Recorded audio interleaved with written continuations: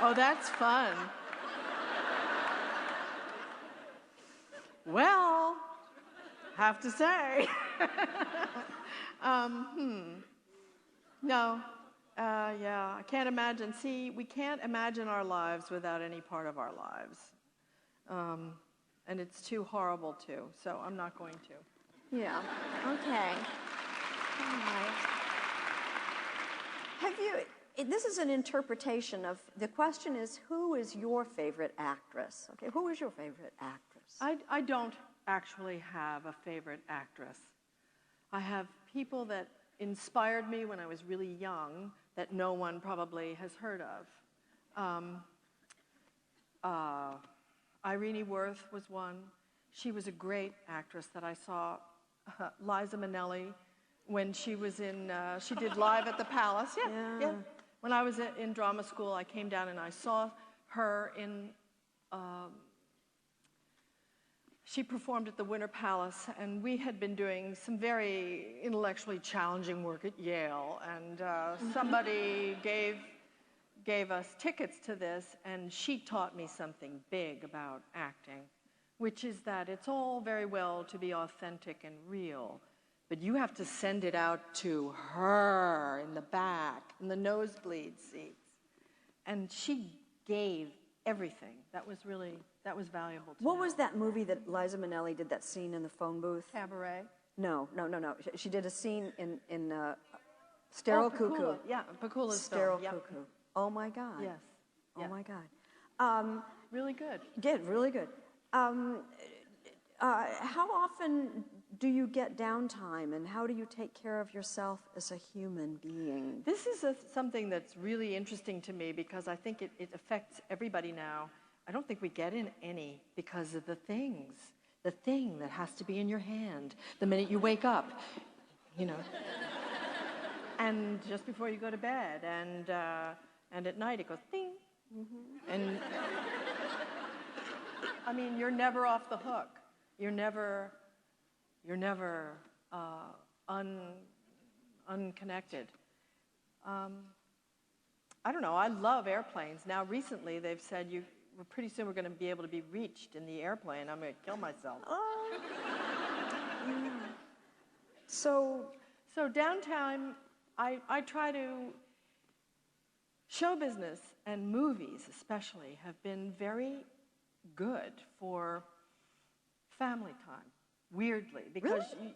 Because first of all, nobody cares if you bring the kids to work. They really don't. And as long as they're quiet and you keep them in the trailer.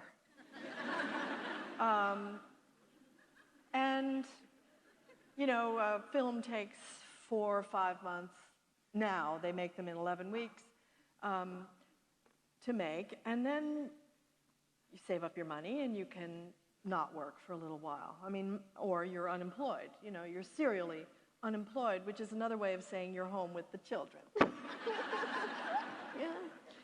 And they were always so interested in me getting work, you know. No, seriously. Did they...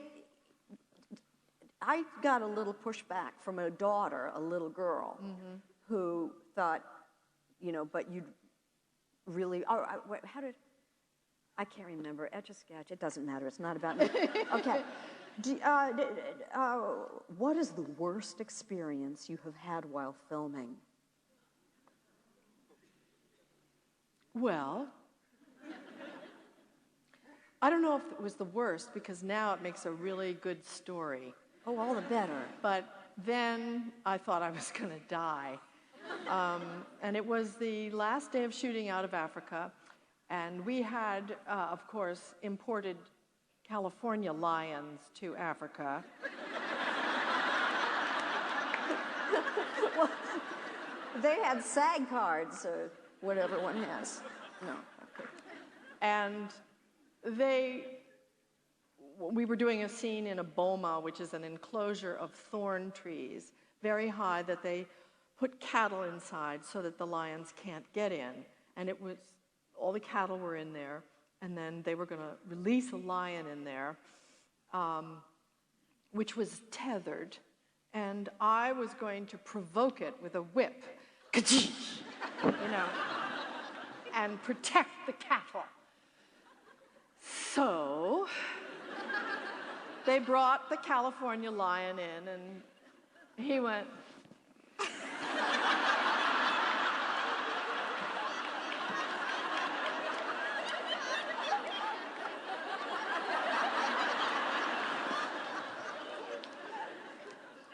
and Sidney was really tired. Sidney Pollock, our director, it had been a long shoot, 6 months. We were living in Kenya, and we had a great time. But it was, you know, he'd taken all the pressure, and he had just had it with this thing. And so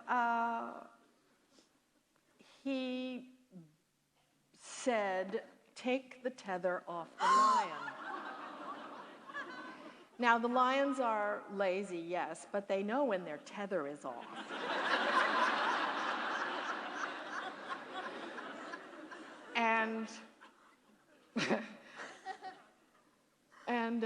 So we went back in and we started the thing, and the cows were led in, and they act very well because they don't like the lion.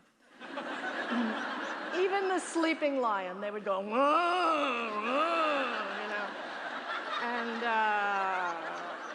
so they were holding their end of the scene up. And I was there, ka-chee, ka-chee. And the lion goes like this, and he realizes he doesn't have the tether on it. And I go, ka-chee, and he goes, right for me. And the focus puller pulled me and pushed me through the little hole in the boma, and we got away. Well told. And Sidney got his shot, so he didn't care, and that I almost died. But it was, and he always denied that story, but it's absolutely true. I wonder who I'd be talking to now. Okay. I'm not sure I really fully understand the meaning of this question. Maybe you will. Do you feel like a goddess sometimes?